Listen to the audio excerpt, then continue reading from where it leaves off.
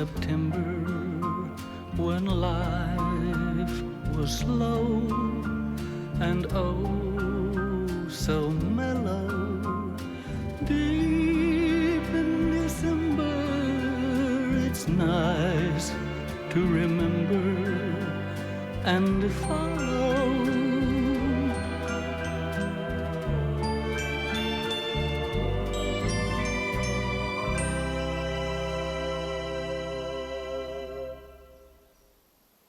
Okay, Jay, I'm just gonna take a deep breath and relax. You know how hot I am.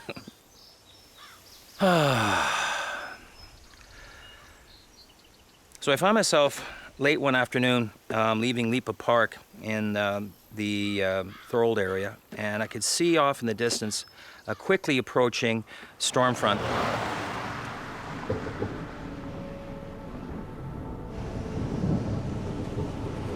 As I was passing along the road, I noticed a drive-in theater, and it had on its billboard the movie Twister.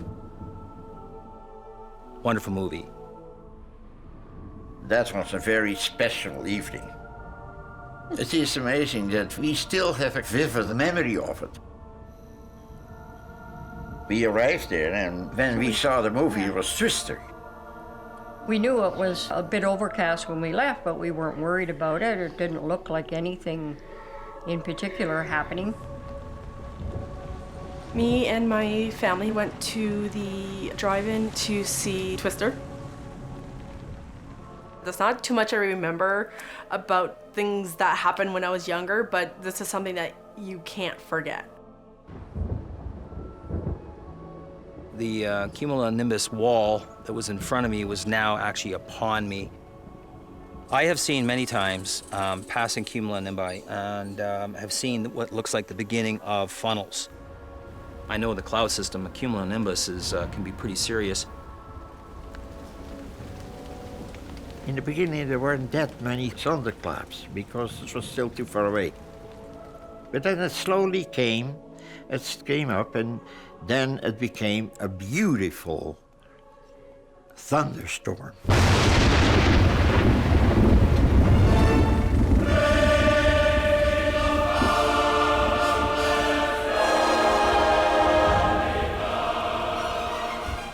I was about 7 or 8. My parents would take us to the drive-in when we were kids, and in my memory, we were there when it happened.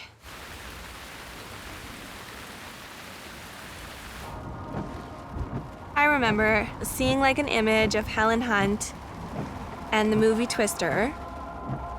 The weather started getting a little worse, but we didn't worry too much about it. The rain wasn't coming down on me anymore. It was coming right at me. It felt like I was pretty much shaking hands with a small tornado. There was a lot of lightning, there was a lot of thunder and rain. The wind was really, really strong. I was definitely scared. I remember hiding sort of in the back seat underneath the passenger seat. And then, out of the blue, it got really bad. It seemed like the screen was coming alive. Literally, the screen just ripped apart. I remember it taking out the entire movie screen where the film Twister was playing. We saw something flying through the air, and it was a piece of the screen, of course. We're watching Twister, and my God, we had a Twister.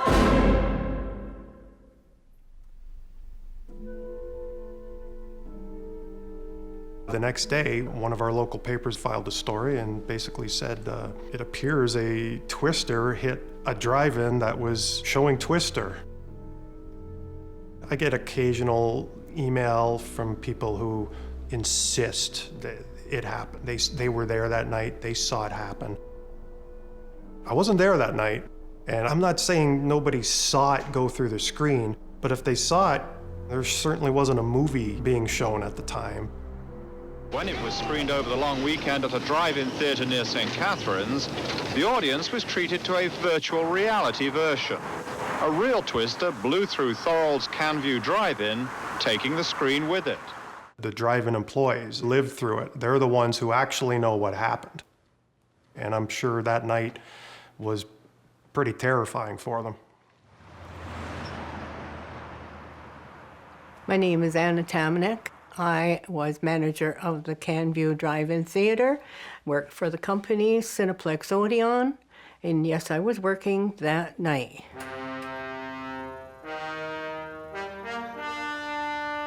We weren't expecting any storm or anything like that. It was just a typical night of getting ready to open. At one point, it got very, very dark suddenly. I just said, we're going to have a big storm. I looked at the sky and I noticed, looking over towards St. Catharines, that the sky was a really cool color, purple.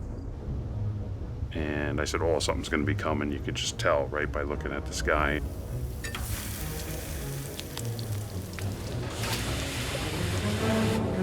People were coming in, talking about the wind and how strong it was. But I remember sitting in the box office, and that's something I'll never forget. It came behind us, and that's where the door is to get out. And it was so strong, it would only budge. We lost the power. The next thing I know, the outside staff said, the screen is gone. They were made out of pretty heavy-duty steel. I didn't think anything like that would happen. We closed early. No movies played that night.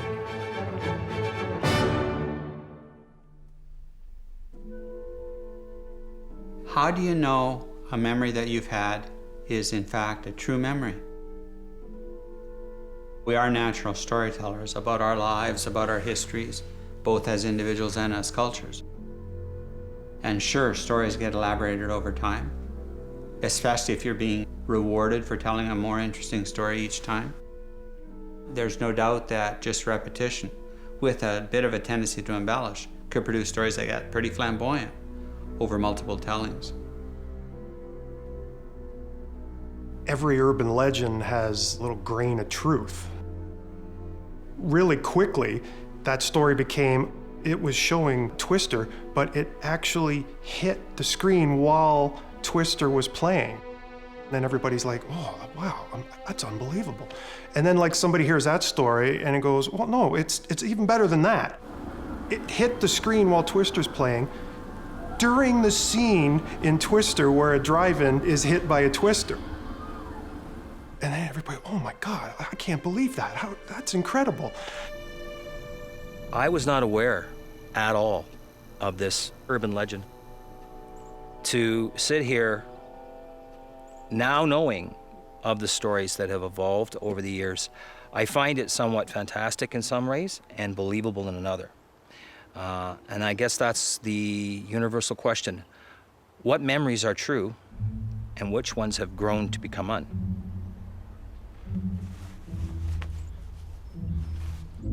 We assume that human memory works like a tape recorder. You've tape recorded the initial experience, and then when you go to remember it, you play it back and you describe it. But that's not what happens, because every time you tell a story, every time you go back to a memory and you use that as a basis for telling a story, you're remembering now the new story that you told. So every new little embellishment that you might introduce, even unwittingly or even prompted by somebody else, can get incorporated into that memory, so that over time the memory starts to change. I had originally, for the longest part of my life, convinced myself or remembered that I was at the drive-in and I was there when it happened and I'd seen it as it happened. When I had spoken to my mom about it and asked her, what happened and where were we, and I know we saw some damages and how did that really go down, my mom had said, we weren't actually there.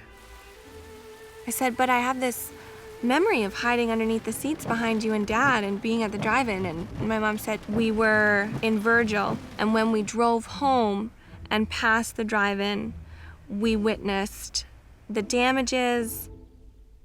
I don't think I have invented anything when I think about it. No, there was nothing to invent.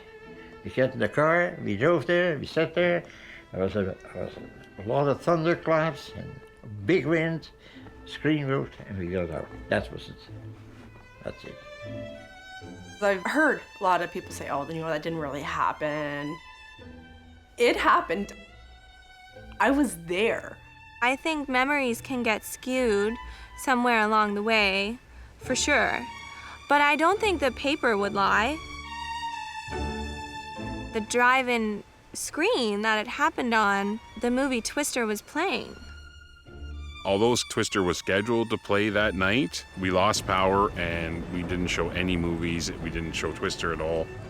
Fact is, Twister wasn't even scheduled to play on the screen that was damaged.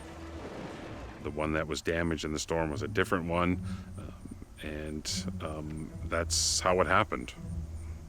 Jay, you're in conscious control of the camera. You can set all the parameters and shape the image that you take. For me to say I'm going to take a mental picture of this moment implies that I've got control over my memory and my perception of this moment in the same way that you have control over your camera. I don't.